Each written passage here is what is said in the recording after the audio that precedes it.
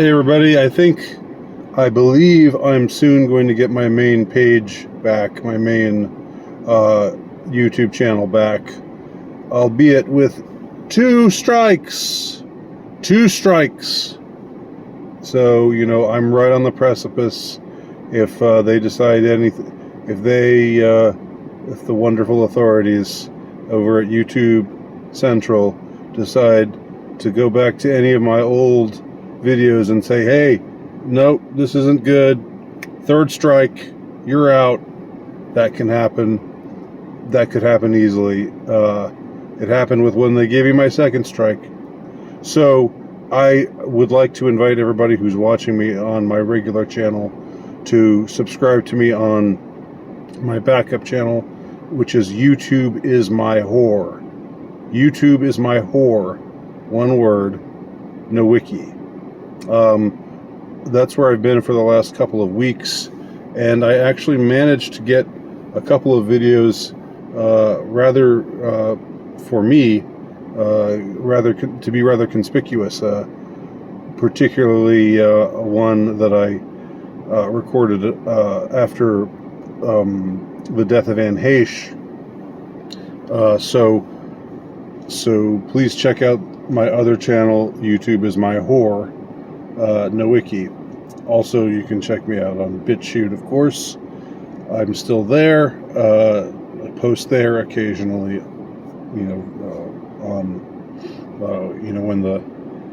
when the situation merits it. Also, check out my Substack, of course, andynowicki.substack.com. That's where I'm posting most of my writing these days. That is the writing that's not getting published in the form of books. The things that I'm writing that are observations on the current scene, or also reminiscences of things that took place within the scene. A few years ago, I have a whole series of articles on my Substack page about my experiences at Charlottesville. I have a whole series of articles there entitled Fauci's Willing Executioners, which of course could not be published here, could not be read here. And I don't even know if my making an allusion to it will get me in trouble, but fuck it. I don't care. Whatever. What happens, happens.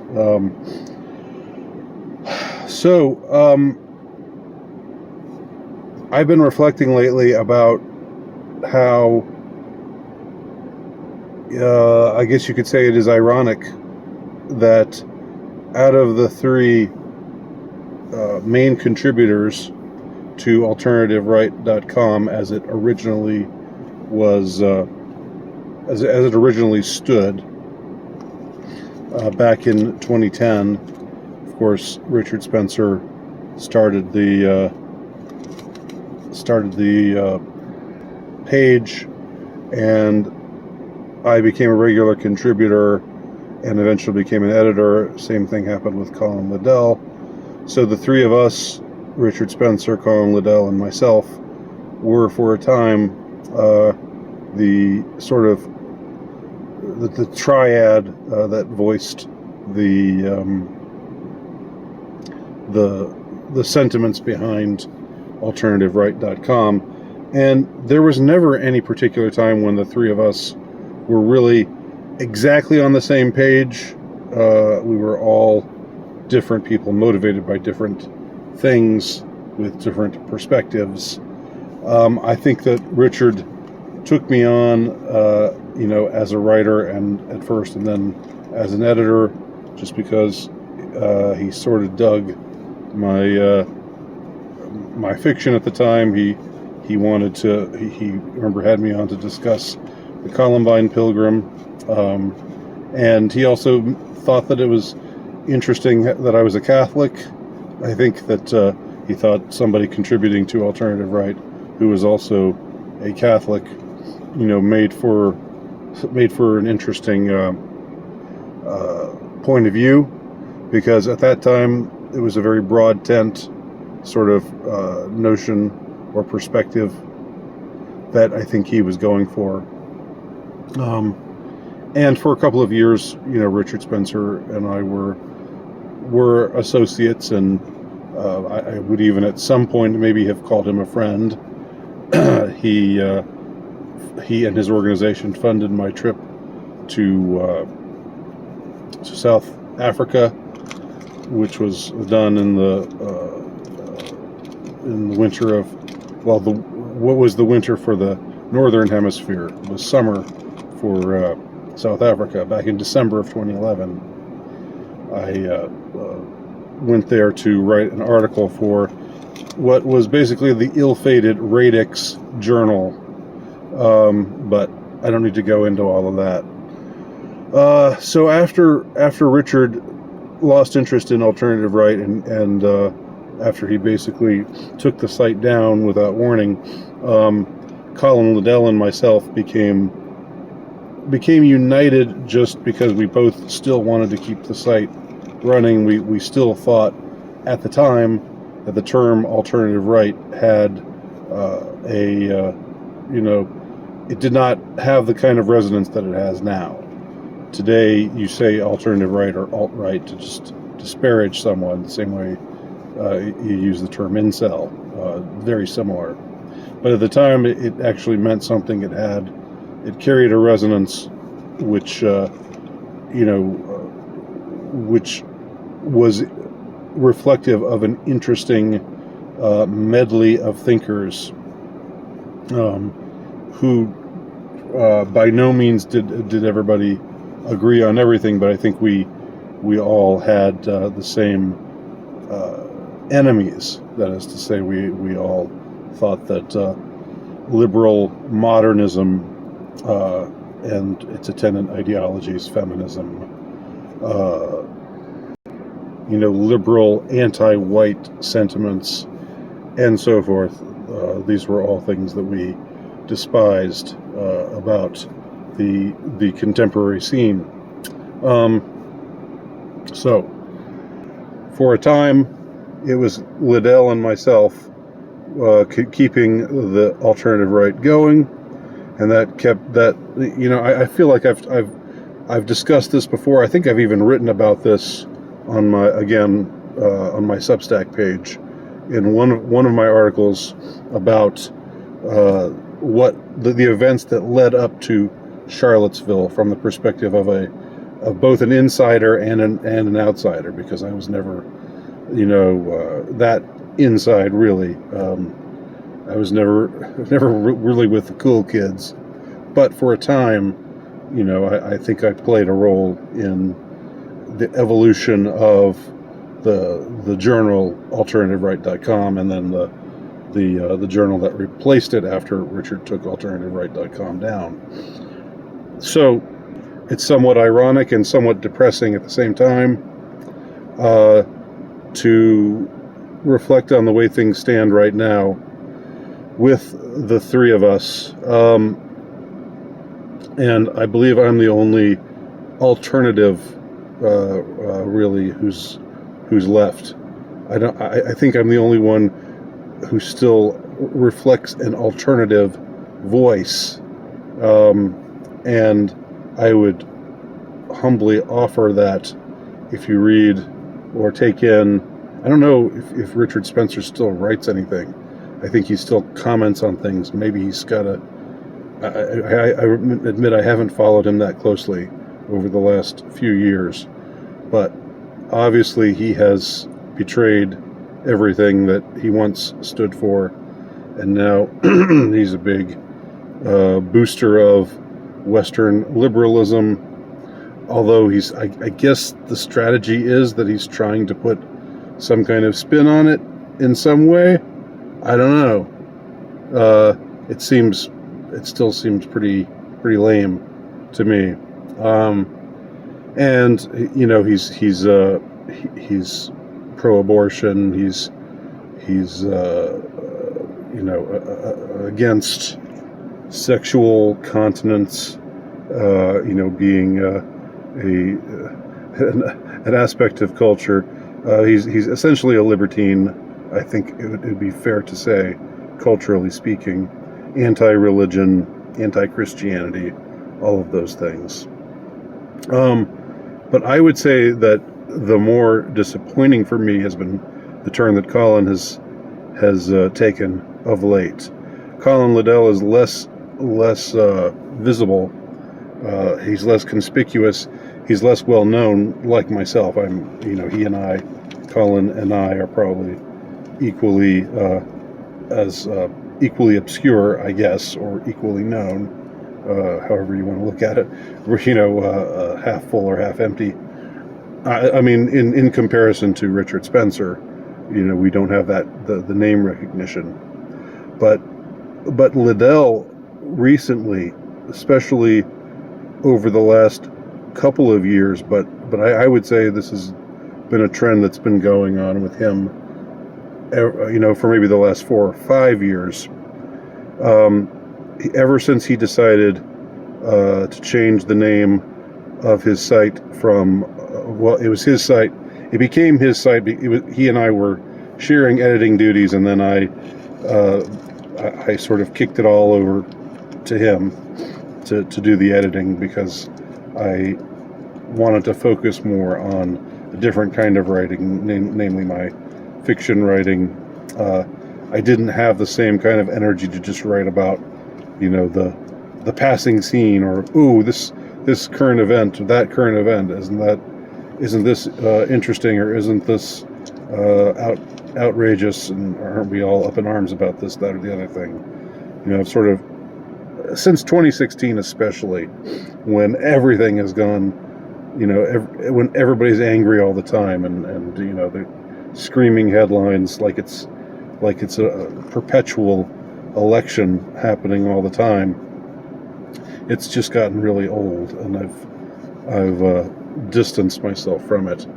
But Liddell, I would say, I don't know him that well, but my impression of him is that he is, as the narrator of Dostoevsky's Notes from Underground says, "I am a spiteful man." He says he says several things of himself. "I'm a sick man. I am a spiteful man. I think there's something wrong with my liver." I'm not going to say that Colin Liddell is sick, or that there's anything wrong with his liver, but I think the second thing there, "I am a spiteful man," applies very well to Colin Liddell. My impression of him is that he is a man who's essentially motivated by his spite, and his spite takes him where he wants to go, and he follows it faithfully. His spite is his muse, and at some point in time along the way, Colin Liddell developed this hatred for the alternative right scene, or the dissident right scene, generally speaking, with a few exceptions here or there, but mostly he just came to think that it was all just bogus and full of people who were essentially worthless, and you should see what he calls his Dickopedia. He actually has a catalog of the names of people who are affiliated or associated with the alt-right or the dissident right, and it's like he gets the final say on all of these people, and just more often than not, unfortunately, his assessments tend towards the witlessly insulting. He likes to call people tards of one kind or another. So-and-so is a Nazi tard. So-and-so, somebody like me, I'm a conspiratard. And this is just, but he has this fascinating kind of energy to devote to writing, scathing commentary on, this whole host of people, and it's worth looking at. I would say his Wikipedia, as long as you take it with a whole shaker full of salt, just to see what's brewing in this guy's head right now, as far as how spitefully he looks down on and despises the people who I guess he would once have called his compatriots. I don't know if he ever really would have felt that way, but at least at one time he wasn't putting them down and calling them some form of tards. The suffix tard he was not something he seemed to use all the time, which is a rather witless suffix. I really think he could do better than that, but he doesn't choose to, so there you go. And he has a very broad definition of who a Nazi tard is. I should add. And he's, been critical of me if I go on somebody's podcast or somebody's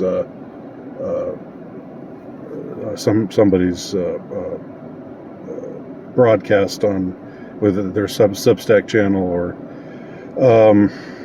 or their BitChute channel or wherever. If this person has any kind of affiliations,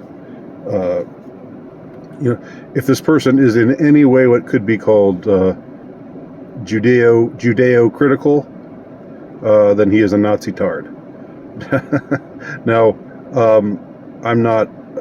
I don't know. I don't think I would be categorized as somebody who spends a lot of time talking or thinking about the Jays. It's an issue for some. It's not really something that I focus on. I understand that it's a complicated issue. All right, and so I'm willing to cut people some slack in ways that it doesn't seem like Colin Liddell is able to or willing to these days. But conspiratard, I'm the conspiratard because I believe that Pizzagate is real, and others, like the man I spoke with, Johnny Monoxide, who I had an interesting interview with a couple of weeks ago, of the Paranormies channel. Another conspiratard and a Nazi tard, I think Colin would say. But whatever.